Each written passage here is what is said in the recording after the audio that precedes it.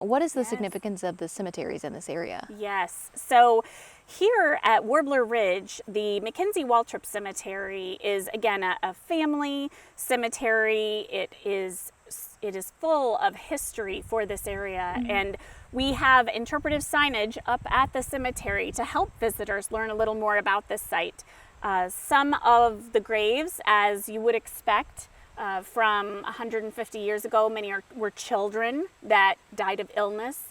There was certainly a cholera issue in this area at times, and some of our persons that are up in the cemetery, we also had an issue with milk sickness at that time. So there was a white snake root plant that if the cows were to eat it, then the cows would fall, the people drank the milk, and they became sick with what they called milk sickness. So we have interpretive signage up at the cemetery to talk about some of the things that those early settlers faced living here at Warbler Ridge.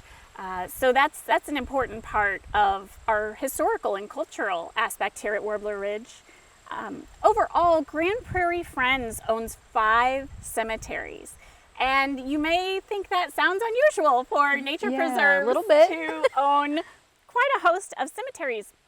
The interesting thing with that is that as being in the Grand Prairie Division, this tall grass prairie that used to cover 80% of the land here, most of those prairie remnants that remain today are found only in a couple of spaces, and that is along railroad right-of-ways or in cemeteries, and that's because those were areas that could not be farmed.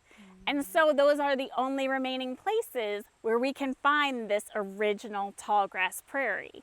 And so we own these 5 cemeteries in order to preserve the seeds and the plants that still exist and thrive in those old historic cemeteries. Who would have thought? I'm glad you gave the background on that. Yeah.